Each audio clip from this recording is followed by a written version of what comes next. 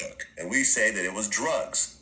Why would Ryan Garcia go in, plead guilty, and then not compensate Devin, but also cheat the people? Oscar De La Hoya received $1 million as a fine, so why would he receive $1 million and Devin not? How can Golden Boy benefit from the ruling? Right. So you see where it said the 47% of the profits, right? Yeah.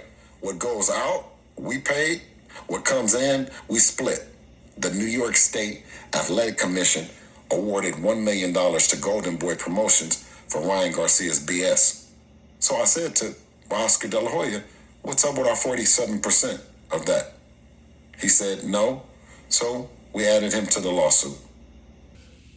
Ladies and gentlemen, members of the jury, members of the Roll the Tape film crew. Those were the voices of DJ Vlad from Vlad TV and Bill Haney, the father, trainer,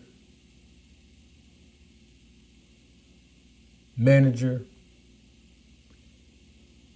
and president of DHP Promotions, Devin Haney.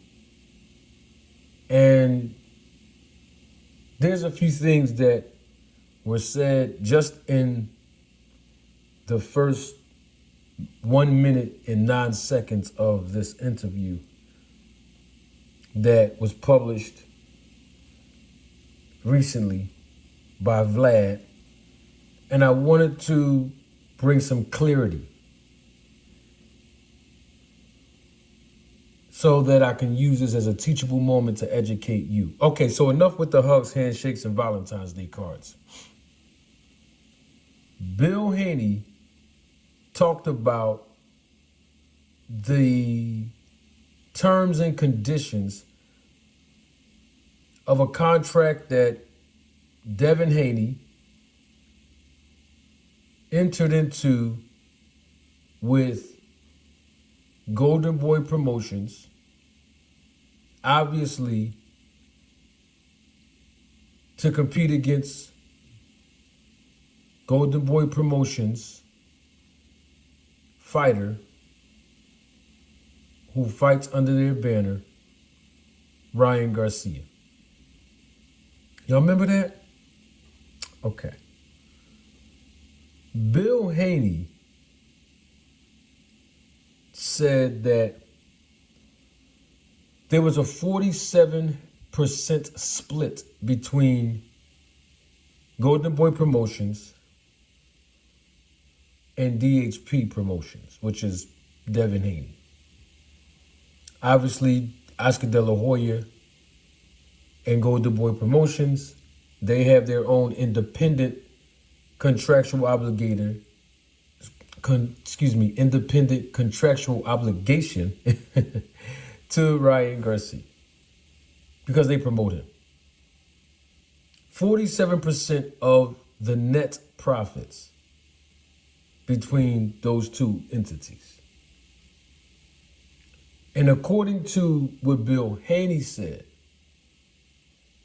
his words, not mine, that the New York State Athletic Commission, which we all know by now at this point, is the entity that ruled for Ryan Garcia to suffer penalties, including but not limited to a 1-year suspension from competing inside of the boxing ring here in the United States, okay? But also a fine, a $1.1 million fine, which was the $1.1 million that he received or would have received from Golden Boy Promotions, which was the agreement that was made between him and Golden Boy Promotions because of the independent contractual obligation that they have with each other every time he competes. So his purse, his full compensation through the purse was $1.1 million, which he had to forfeit to Golden Boy Promotions because of him being suspended for failure to report that he was using supplements while he was in the administration process of being tested. We'll get to that later because Bill Haney acknowledged that as well. But for the scope of this video, Bill Haney said that he asked Oscar De La Hoya, since Oscar De La Hoya received the $1.1 million based on a ruling from the New York State Athletic Commission, he asked De La Hoya to split the 47%, not just with the net profits, but also of the $1.1 million that Golden Boy Promotions received from Ryan Garcia's purse. And Oscar De La Hoya basically declined and told him no, according to what Bill Haney is saying. And that's why Oscar De La Hoya and Golden Boy Promotions was added to the lawsuit. That's what Bill Haney just said. Now, here's the issue with that. If there was a contract, which it sounds like it was, between Golden Boy Promotions, right, and DHP Promotions on behalf of Devin Haney, and the contract states that all net profits from revenue will be split between the two entities at a rate of 47%, right? Once Devin Haney received compensation from the net profits based on the 47% split, well, the obligation from Golden Boy Promotions is fulfilled at that point. Whatever Golden Boy Promotions receive through any other means of compensation, such as this, the $1.1 million from Ryan Garcia's purse that was forfeited because of a ruling that had nothing to do with the contractual obligation that Golden Boy Promotions had with DHP, then actually Bill Haney or Devin Haney, Golden Boy Promotions, and DHP, who seem like they all are in agreement, they have an issue. The issue is that the Haneys will not and should not receive any 47% from the $1.1 million. There's no actual contractual agreement that states that Oscar De La Hoya or his company, Golden Boy Promotions, will actually have to pay 47% of any proceeds or the net profit of a proceed outside of the realm of promoting an actual fight. There's no language in that contractual obligation that states that. And because of that, the Haneys are basically not legally entitled to the $1.1 million that Oscar De La Hoya and Golden Boy received based on a penalty through a ruling that Golden Boy Promotions or Oscar De La Hoya or Ryan Garcia, for that matter, had no control over. That had absolutely nothing to do with the promotion of the fight itself.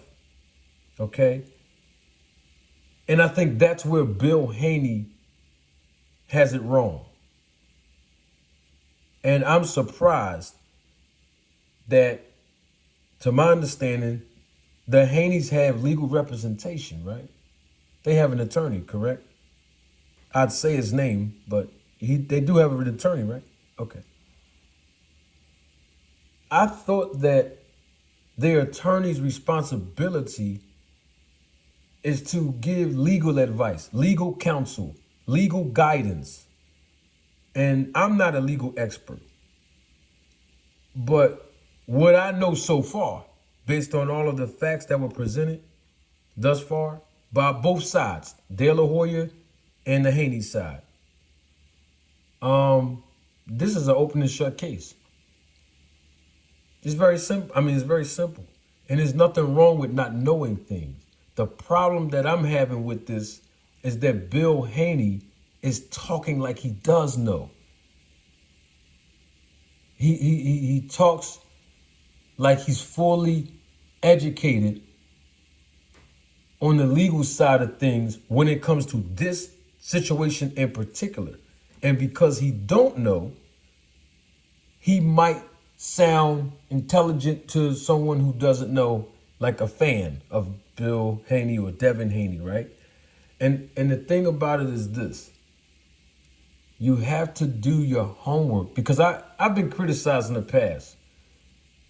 In fact, I get criticized and insulted mainly every time that I hold people accountable through this platform. But more importantly, when I teach people things that they don't know and their fans or their friends or their supporters feel some type of way, and the whole time I'll be right. And the thing is, it's not about me being right or wrong. What my point is,